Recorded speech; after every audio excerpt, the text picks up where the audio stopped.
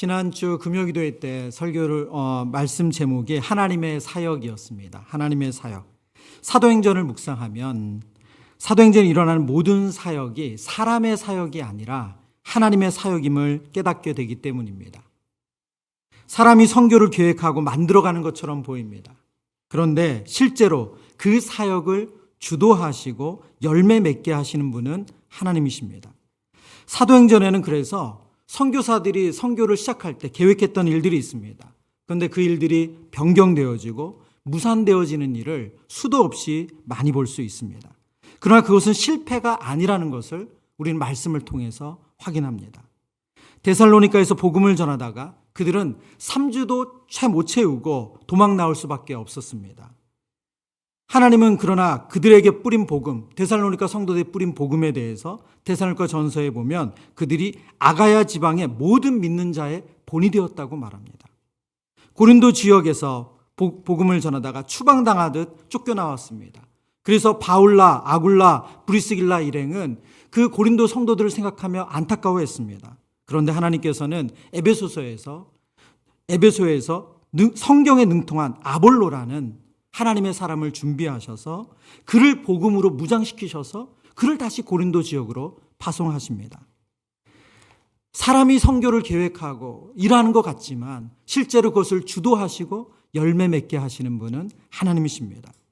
하나님은 선교를 주도하시고 열매 맺게 하십니다. 뿐만 아니라 그것을 이루시는 능력의 근원이 되십니다. 사도행전 19장 오늘 본문은 바울의 3차 선교 여행을 우리에게 알려주는 내용입니다.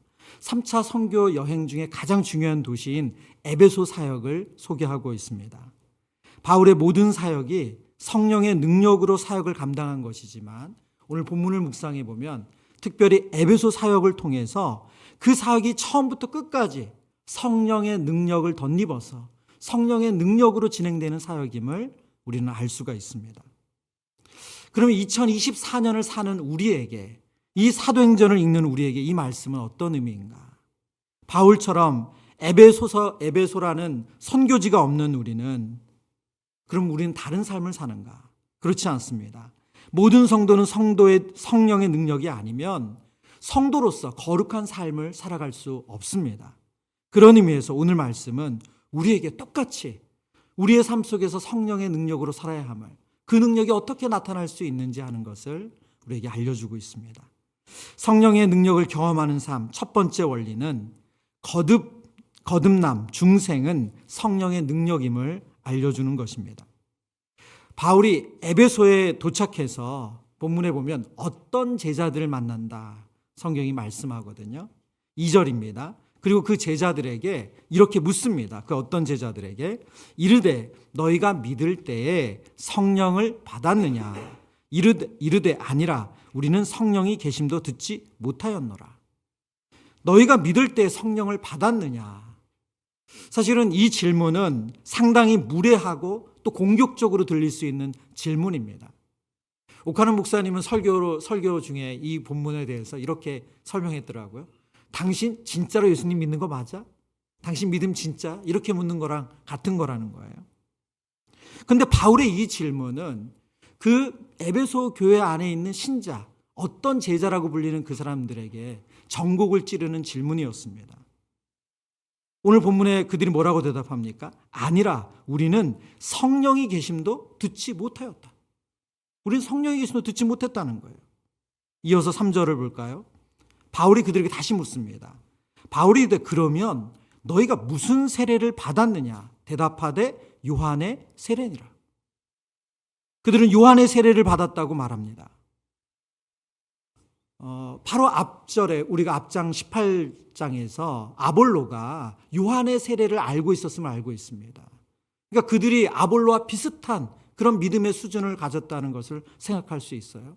그런데 사실은 그들의 이야기 중에 성령이 계심도 알지 못했다는 이야기는 그들이 아볼로가 가졌던 그 신앙의 지식 수준도 미치지 못했다는 것을 말해줍니다.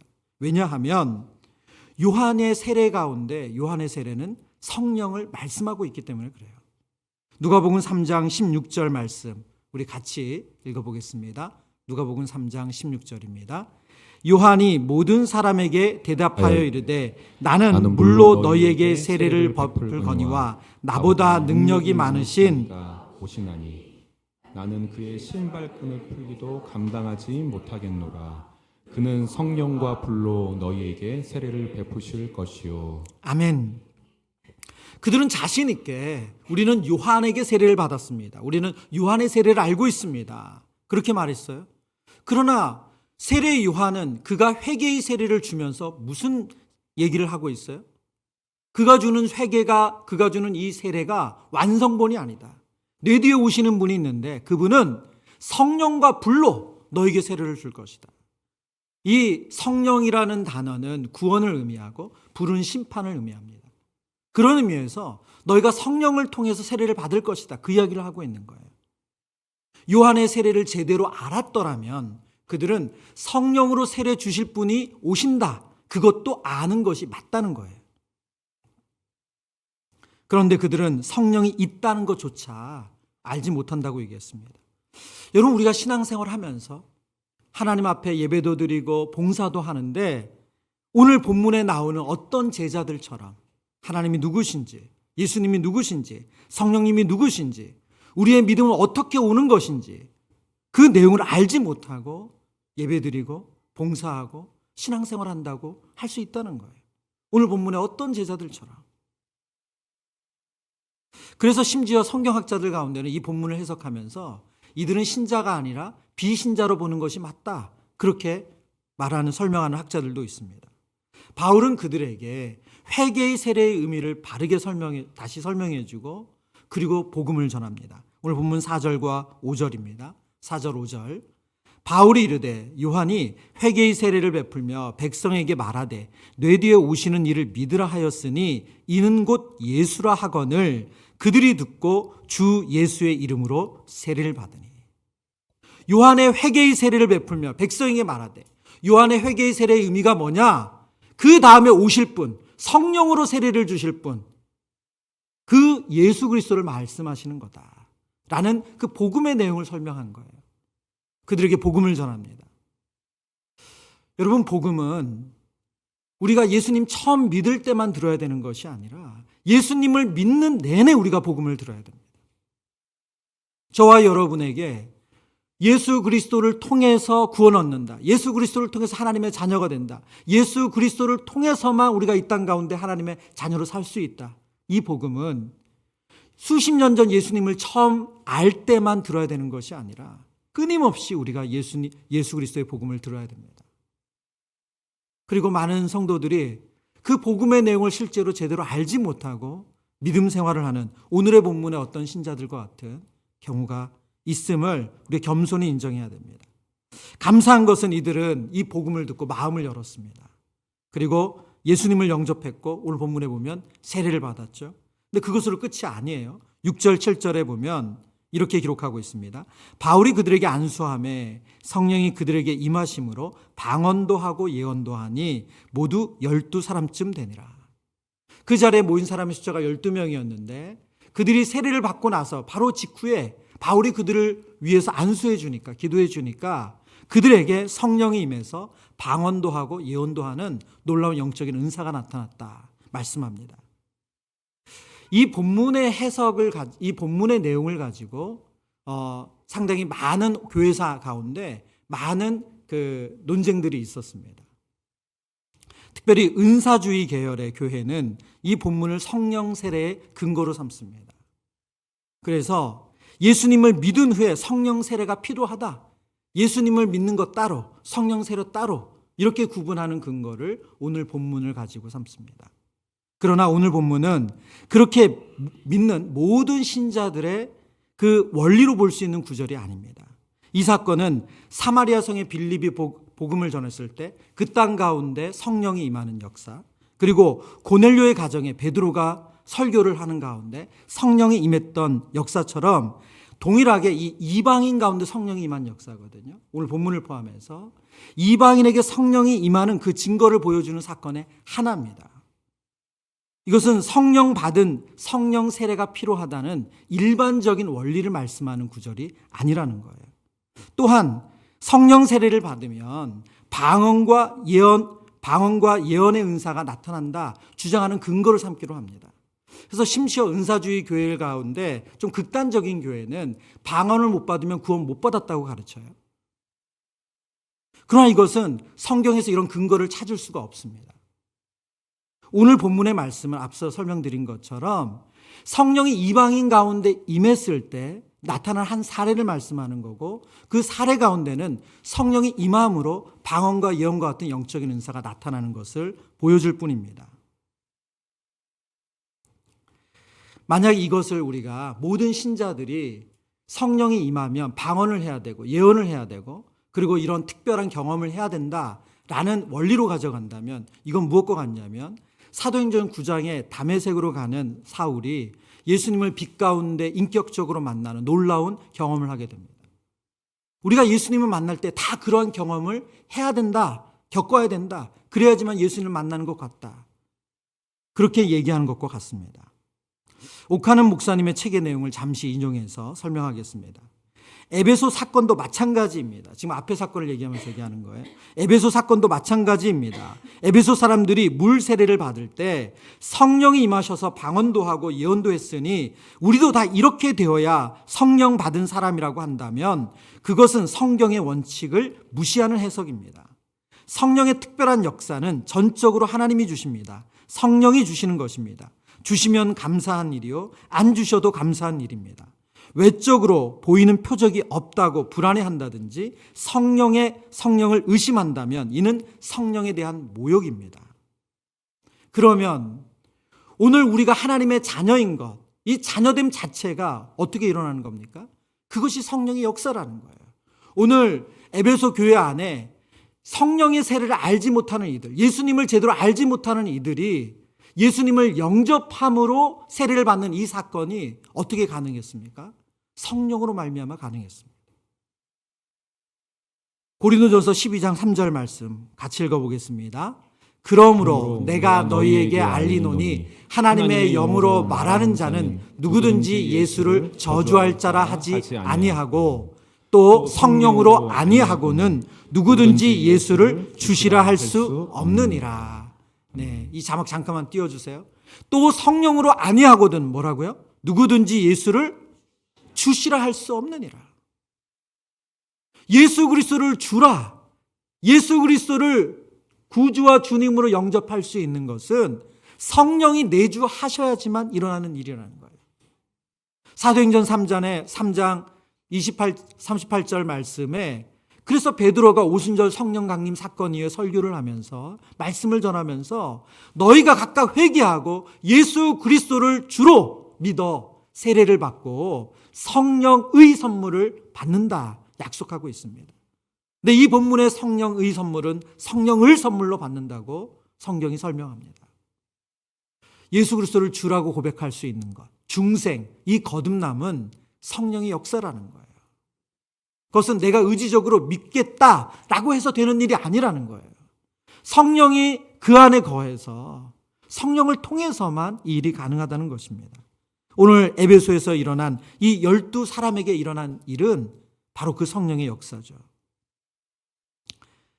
또한 그렇기 때문에 우리가 예수 그리스도를 구주로 모시고 있고 믿고 있다면 성령이 우리 안에 내주하신다는 것을 확신해야 됩니다.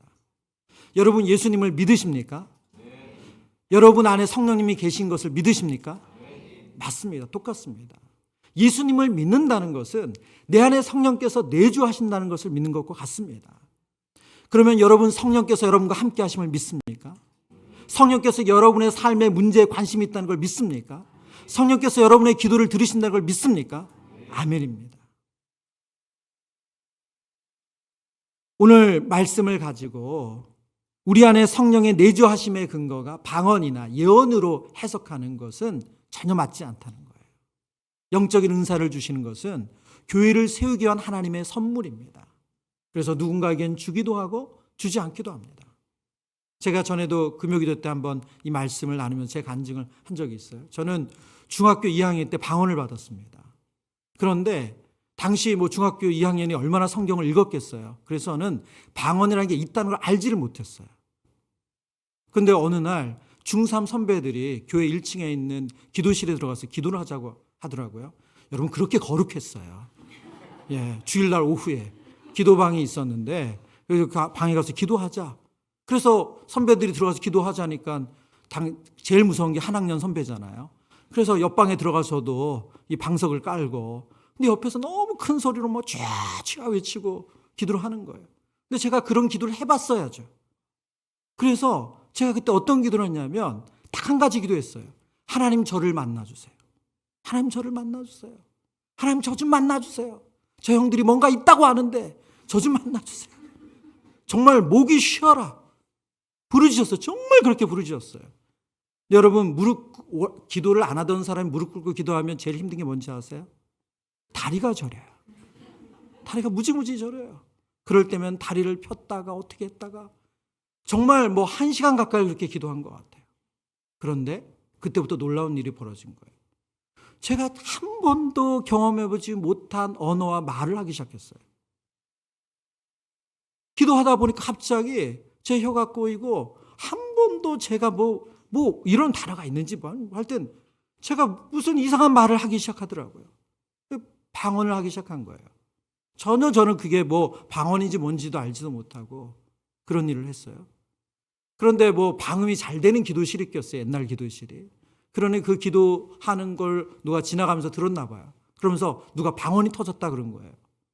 제가 이제 근데 무서운 건 뭐냐면 저는 그런 일을 경험해서 누군가 저를 잘 해석을 해 주셨어야 되는데 그건 제가 경험해 저밖에 모르잖아요. 그리고 지나가는 누군가는 누가 그랬는지도 모르고. 근데 기도만 하면 그때부터 방언이 나오기 시작하는 거예요. 혀가 꼬이고 막 이상한 말이 나오기 시작하는 거예요. 제가 그때부터 겁이 나기 시작했어요. 너무너무 두려웠어요. 내가 잘못되는 거 아닌가? 내가 이상한 거 아닌가? 제가 그때 선생님을 찾아가서 물어봤으면 됐는데 또 그러진 못하고 그래서 제가 그때부터 어떤 기도를 하냐면 하나님 이거 가져가 주세요. 하나님 이거 가져가 주세요. 저 이거 너무너무 무서워요. 하나님 이거 가져가 주세요. 정말 그러고 얼마 지나지 않아서 기도할 때 혀가 꼬이고 막 방언을 하던 게 방언이 안 되더라고요. 한참을 지나고 나서 누군가 방언이라는 걸 얘기해 줬어요. 그게 좋은 거래요. 기도에 도움이 된대요. 제가 그래서 그때부터 다시 혀를 한번 어떻게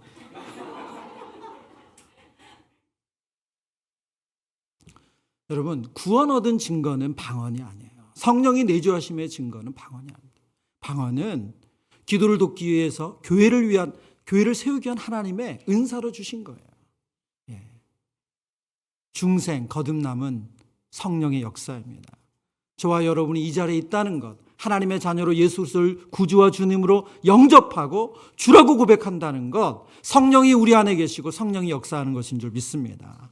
두 번째, 성령의 능력을 경험하는 삶, 진리를 깨달아 믿음이 성장하는 것은 성령의 능력입니다. 바울은 그 12사람에게 세례를 베풀고 또 그들 가운데 성령이 임함을 보고 나서 이어서 회당에 들어가서 3달 동안 말씀을 가르치기 시작합니다. 하나님 나라에 대해서 강론한다고 말합니다. 이건 무슨 뜻이냐면 당시 회당은 디아스포라 유대인들이 모여서 구약 성경을 읽는 곳이었습니다. 바울은 구약 성경에 나타난 예수 그리스도, 구약 성경에 나타난 메시아가 곧 예수 그리스도이심을 가르치기 시작한 거예요. 3개월이 흘렀습니다. 9절 말씀에 보면 8장 8절 9절 우리 9절 감사합니다. 9절만 보죠. 어떤 사람들은 마음이 굳어 순종하지 않고 무리 앞에서 이 돌을 비방하거늘 어떤 사람들은 마음이 굳어 순종하지 않고 무리 앞에서 이 돌을 비방했대요. 바울이 복음을 전할 때 그 3달 동안 말씀을 강론할 때 그 말씀을 받아들이는 것이 아니라 도리어 대적하는 사람들이 있었음을 말합니다. 이어서 그들을 떠나 제자들을 따로 세우고 두란노 서원에서 날마다 강론하니라. 10절입니다. 같이 읽습니다. 10절 시작. 두 해 동안 이같이 하니 아시아에 사는 자는 유대인이나 헬라인이나 다 주의 말씀을 듣더라. 아멘.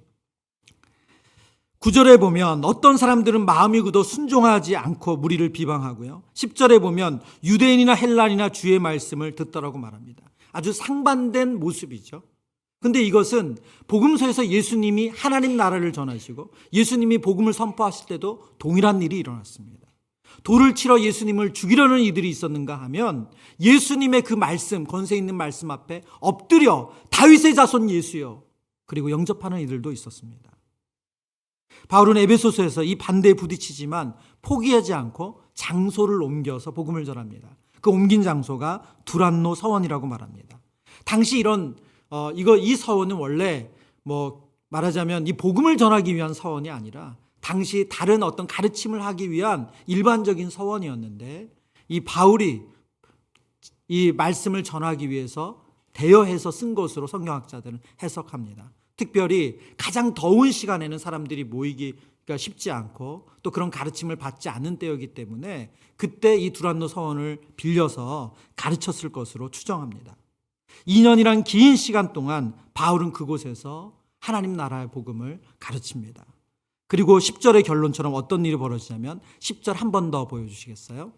2해 동안 이같이 하니 어떤 일이 벌어집니까? 같이 읽습니다. 아시아에 사는 유대인이나 헬라인이나 다 주의 말씀을 듣더라. 아멘. 이 아시아는 소아시아를 말합니다. 지금의 투르키에 그 인경의 도시들을 소아시아라 일컬었죠. 그 아시아에 있는 유대인이나 헬라인이 다 주의 말씀을 듣더라. 근데 여기 듣다라는 단어는 아쿠오라는 동사거든요. 헬라어 동사인데 이 동사는 무엇인가를 배우거나 깨닫게 되다, 이해하다는 뜻입니다. 단순히 그 소리를 듣는 것이 아니라 바르게 깨닫고 이해한다는 것이 아쿠오라는 뜻이에요. 그들이 말씀을 듣고 깨달으면서 삶의 변화가 일어납니다. 이제 우리가 마지막 때에 그 삶의 변화를 나눌 텐데 바로 믿음의 성장이 일어나는 거죠. 여러분, 우리가 말씀을 깨닫고 그 깨달은 말씀을 이해하는 것, 이것은 어떻게 가능한 겁니까? 이것 또한 성령의 역사예요. 하나님의 말씀을 깨닫는 것은 누군가 잘 가르치는 교사를 만나서가 아닙니다. 성령께서 그 마음에 그것을 밝히 알려주시기 때문에 그 일이 가능합니다. 고린도전서 2장 14절의 말씀에 보면 이런 말씀이 있습니다. 육에 속한 사람은 하나님의 성령의 일들을 받지 아니하나니 이는 그것들이 그에게는 어리석게 보이며 또 그는 그것들을 알 수도 없나니 그러한 일은 영적으로 분별되기 때문이라. 육에 속한 사람은 알 수도 없대요. 어리석게 보여서. 그러나 영에 속한 사람은 그것을 분별할 수 있다고 말합니다. 깨달을 수 있다고 말해요. 여러분, 2년 동안 두란노 서원에서 말씀을 가르칠 때 소아시아에 있는 유대인이나 헬라인이나 그 말씀을 본문의 표현대로 말하면 주의 말씀을 듣더라, 주의 말씀을 이해하더라, 주의 말씀을 깨닫게 되더라. 이것은 성령의 역사라는 거예요. 저와 여러분 안에 이 일이 일어나고 있지 않습니까? 여러분이 주일 설교로, 여러분이 매일 경건 생활을 함으로, 여러분이 다락방에서 말씀을 나눔으로 하나님께서 그 말씀을 깨닫게 하시는 은혜를 누리고 있지 않습니까? 이것이 뭐라고요? 이것이 성령의 역사예요. 성령이 역사하지 않으면 일은 일어나지 않는다는 거예요. 근데 우리는 성령의 역사 그러면 자꾸 거창한 것을 기대합니다. 오늘 본문에도 나오지만 바울이 가졌던 손수건, 바울이 가졌던 무슨 조각이라도 들고 가면 사람들이 치유되고 회복되어지는 놀라운 기적의 역사가 일어났어요. 우리는 성령의 역사 그럼 자꾸 그런 것을 기대해요. 그러나 오늘 본문이 말씀하시는 근원적인 성령의 역사, 가장 본질적인 성령의 역사, 보편적으로 일어나는 성령의 역사는 말씀을 듣고 깨닫는 거예요. 그러므로 믿음이 성장하는 것이 성령의 역사입니다. 우리 안에 성령께서 내주하시고 그 성령은 말씀을 밝히 깨달아 우리의 믿음이 성장하도록 돕는 줄 믿습니다. 세 번째, 성령의 능력을 경험하는 삶은 삶의 변화를 일으키는 것이 성령의 능력임을 알려주고 있습니다. 앞서도 제가 말씀드리면 나눴지만 오늘 본문에 보면 바울이 말씀을 가르칠 때 어떠한 일들이 일어났냐면 우리 11절 말씀을 보면 하나님이 바울을 바울의 손으로 놀라운 능력을 행하게 하시니 심지어 사람들이 바울의 몸에 손수건이나 앞치마를 가져다가 병든 사람에게 얹으면 그 병이 떠나가고 악기도 나가더라. 한 성경학자는 이 본문을 해석하면서 그런 설명을 했어요. 고린도에서 바울이 복음을 전할 때 심한 반대를 받았습니다. 그때도 어려움이 있었어요. 그럴 때, 그리고 그는 고린도 지역에서 복음을 전하면서 경제적인 어려움도 겪고 있었잖아요. 그 속에서 복음을 전할 때 하나님이 그를 어떻게 위로하시고 격려하셨냐? 하나님께서 환상 가운데 바울에게 말씀을 주셨죠. 이 성 중에 내 백성이 많다. 두려워하지 말라. 계속 말씀을 전해라. 말씀해 주셨어요. 그것으로 위로하고 격려하셨다면 에베소 지역에서 그가 겪는 반대에도 불구하고 복음을 전할 때는 이런 놀라운 기적과 이사를 그에게 허락하셨다는 거예요. 그래서 바울의 몸에 지녔던 손수건, 앞치마를 가지고만 있어도 꼭 예수님의 옷자락만 만져도 혈류병이 나은 것처럼 그런 능력이 나타나는 기적을 주셨다는 거예요. 그런데 그러면서 바울이 예수 그리스도의 이름으로 귀신을 쫓아내는 일들을 했던 것 같아요. 그것을 보고 당시 이 에베소 지역에 있는 그런 마술을 하는 사람들, 그런 어떤 이 제의를 통해서 돈을 벌거나 그런 미신적인 행위를 통해서 돈을 벌던 사람들이 바울의 그런 능력을 보고 똑같이 흉내를 낸 거예요. 예수의 이름으로 귀신을 쫓아내는 그런 행위를 모방을 한 거죠. 그들 가운데 한 사람의 이야기를 합니다. 유대의 한 제사장 스게와 7 아들. 그들은 아마 유대인이었던 것 같고 그리고 제사장의 자손이었던 것 같아요. 그런데 그들이 어떤 일을 합니까? 악귀를 쫓아냈는데 예수의 이름으로 악귀를 쫓아냅니다. 그런데 여기에 아주 특별한 사건이 생기죠. 그 악귀가 뭐라고 말해요? 내가 예수도 알고 바울도 알거니와 너희는 누구냐? 내가 예수도 알고 바울도 알거니와 너희는 누구냐? 여러분, 예수의 이름으로 명했을 때 귀신이 쫓겨져 나간다는 것은 이게 왜 가능한 일입니까? 누구의 권세로 나가는 거예요? 예수님의 권세로, 성령의 권세로 나가는 거예요. 왜 신자들이 예수의 이름으로 귀신을 쫓아낼 때 그 능력이 나타나는 겁니까? 그 이유는 우리 안에 성령이 거하셔서 성령의 권세가 나타나는 거예요. 성령의 지배를 받는 성도 안에 그 성령의 이름으로, 예수의 이름으로 성령의 능력이 나타나는 것이 귀신이 쫓아나는 일이에요. 그런데 스게와 7 아들들에게는 성령이 내주하지 않습니다. 성령의 지배를 받지 않아요.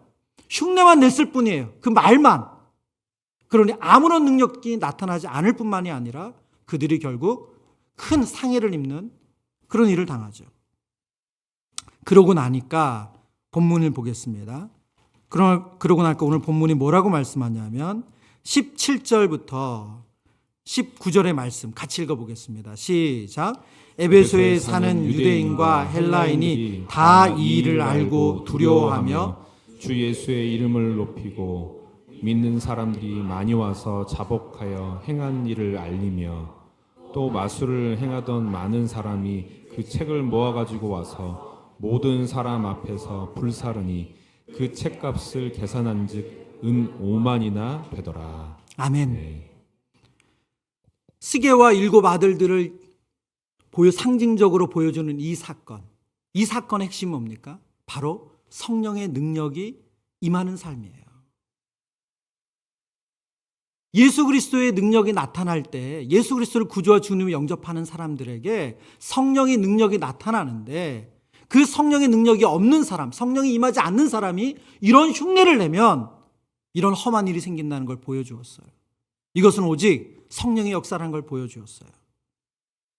그것을 통해 사람들이 주 예수의 이름을 높이고 믿는 많은 사람들이 자복하고 자신의 행한 일을 회개하기 시작했대요. 그 대표적인 사건이 무엇입니까? 마술을 행하던 많은 사람들이 그 책을 모아가지고 와서 모든 사람 앞에서 불사르는 거예요.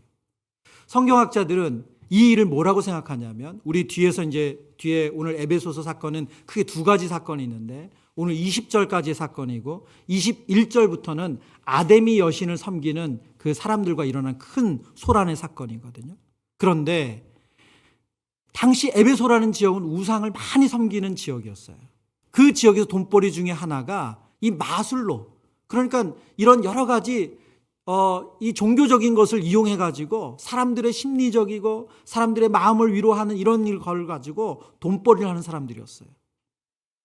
그러니까 이 사람들이 마술을 행하던 많은 사람들이, 이 말은 단순히 이것이 취미로 마술을 했던 사람들이 아니라는 거예요. 이 사람들이 이것이 직업적이었던 것고 그리고 삶의 방식이었어요. 그런데 그들이 돈벌이고 삶의 방식인 그 마술책을 가져와서 불태운 거예요. 여러분, 어떻게 이것이 가능했습니까? 삶의 변화는 성령의 능력이에요. 스게와 7 아들들을 통해서 하나님의 영이 역사하지 않으면 이런 일은 일어나지 않는구나. 그것을 인정하고 예수 그리스도를 영접하고 예수님 앞에 자신의 죄를 회개했던 사람들 안에 성령이 역사하는 겁니다. 그것이 삶의 변화를 일으키는 거예요. 저와 여러분의 삶에 성령의 능력으로 인한 삶의 변화가 있습니까? 우리 안에 성령이 내주하신다면, 우리 안에 성령께서 말씀을 깨닫게 하신다면 우리 안에 그 삶의 변화도 자연스럽게 일어날 수밖에 없다는 거예요. 오늘 이 밤에 우리가 은혜를 구할 것이 있다면, 그래서 성령의 능력으로 언제나 어디서나 예수 그리스도를 주로 시인하는 삶, 성령의 능력으로 말씀을 깨닫는 삶, 성령의 능력으로 삶의 변화를 경험하는 삶 살아가게 하옵소서. 이것이 우리의 기도 제목 되어야 될 줄 압니다. 오늘 본문의 결론은 성경은 이렇게 맺고 있습니다. 20절의 말씀 같이 읽습니다. 이와 같이 주의 말씀이 힘이 있어 흥왕하여 세력을 얻으니라. 아멘. 힘이 있어라고 번역한 단어가 카타크라토스라는 단어입니다. 카타크라토스. 그런데 이 단어는 마법의 능력과 대조해서 말씀의 능력을 강조하며 쓰인 단어예요. 그리고 세력을 얻으니라, 이 단어가 이스케오라는 헬라어인데요. 이 단어도 그 스게와 7 아들들을 귀신이 눌러 이기니 할 때 그 단어가 똑같이 등장했습니다. 지금 그러니까 하나님께서 마법의 능력, 사단의 능력이 아닌 성령의 능력으로, 말씀의 능력으로 에베소 지역을 다스리고 있다. 그것을 결론적으로 보여주고 있습니다. 여러분, 우리가 성령의 충만함을 받는다라고 말씀하잖아요. 제가 이제 이 말씀을, 오늘 본문의 말씀을 연구하면서 성령의 충만에 대해서 저도 좀 새로운 이해를 하게 됐는데, 우리는 자꾸 충만 그러면 어떤 이해를 하게 되냐면 이 양으로 자꾸 계산을 머릿속에 그림을, 이미지를 그리기가 쉽습니다. 그렇죠? 그러니까 예를 들면 내 생각 50%, 예수님 생각 50%, 그러면 어떻게 돼요? 그러면 그 정지죠, 정지. 변화가 안 일어나는 거잖아요. 그렇죠? 정지. 우리는 자꾸 그 양으로 생각을 해요. 근데 제가 한 목사님의 그 해석을 들으면서 너무 이 성령의 충만에 대한 해석을 너무 잘해 주셔서 그대로 인용하려고 해요. 가장 일반적인 성령의 충만의 해석은 성령의 지배를 받는다는 거예요. 그래서 에베소서에서 술 취하지 말고 성령의 충만을 받으라. 그 말은 술의 지배를 받지 말고 성령의 지배를 받으라. 이 말씀이 바른 해석이거든요. 그런데 우리는 그것만 해도 자꾸 술 취하지 말라, 이것을 술의 양. 나는 그러니까 내가 뭐라 그러나요? 술을 잘 안 마셔봐가지고 뭐라 그러죠? 마실 수 있는 양을? 잘하시네요. 좀 많이 해보셨나 봐요. 네, 그렇죠. 주량. 난 주량이 소주 반 병이야, 소주 한 병이야. 우리는 그래서 내가 소주 2병 먹어서 난 주량을 넘어가지고 사람이 아니라 개가 됐어. 이거 우리가 양으로 생각하는 거잖아요. 그러나 사실은 술이 우리를 지배하는 것은 양의 문제가 아니라 그 알코올이라는 성분이 우리의 머릿속에 들어가서 중추신경을 지배하는 거예요. 양의 문제가 아니라 그 술이라는 성분이 우리의 중추신경을 지배해서 일반적 건강하게, 말하자면 정상적으로 걷지 못하게 하고, 그다음에 이전에 없던 모습을 보이는 이상한 행동을 하게 하는 거죠. 근데 우리는 자꾸 이것을 양의 문제로 해석을 하기 때문에 이 부분에서 오해를 하게 된다는 거예요. 저와 여러분 안에 성령이 내주하세요. 그 말은 성령이 우리를 지배하신다는 거예요. 그러나 그 성령님은 인격적이세요. 인격적이세요. 여러분의 자녀가 여러분의 말의 영향력 아래에 있다는 것은 무엇입니까? 여러분과 그 집에 있지만 여러분이 아무리 말해도 말의 영향이 안 먹힐 수 있죠. 그렇죠? 주도권을 내어주지 않으면. 그러나 여러분이 그 자녀들을 강압적으로 하지 않습니다. 왜요? 인격적으로 대하기 때문에. 우리 성령께서도 우리와 함께 계세요. 그렇지만 인격적이셔서 그것을 강압적으로 이끄시는 분이 아니세요. 저와 여러분이 하나님 앞에 그 성령께서 주시는 음성, 말씀을 통해서, 공동체를 통해서, 예배를 통해서, 성경을 통해서 주시는 그 말씀에 귀를 기울이면 그 성령께서 우리를 주도하시는 줄 믿습니다. 지배하시는 줄 믿습니다. 오늘 에베소서 말씀은 바울이 이 모든 역사가 처음부터 끝까지 성령의 능력으로 이루어짐을 말씀하고 있습니다. 여러분, 이 동일한 일이 우리의 가정과 우리의 일터와 우리의 다락방, 우리 공동체 안에 동일하게 일어날 수 있음을 믿습니다. 오늘 이 밤에 우리가 그 은혜를 사모하며 기도했으면 좋겠어요. 저와 여러분의 삶 가운데 너무 답답하다. 왜 신앙생활 하면서도 이렇게 무기력하지? 내 삶엔 변화가 없지? 여러분, 그 부분이 자꾸 우리를 속여요. 내 안에 성령이 안 계신 것처럼, 누구에게는 성령이 있지만 내 안에 없는 것처럼 사단이 정말로 우리를 그 일을 속입니다. 우리 안에 계신 성령님의 음성, 그 뜻에 순종할 때 우리의 삶에 온전한 변화가 일어난 줄 믿습니다. 여러분, 우리가 특별한 묘수로 하나님께서 우리의 삶을 변화시키는 것이 아니에요. 저와 여러분 안에 있는 성령의 음성에 귀 기울여 하나님의 말씀에 우리가 온전히 순종할 때 우리의 삶에 이전에 없던 성령의 역사가, 삶의 변화가 일어나는 줄 믿습니다.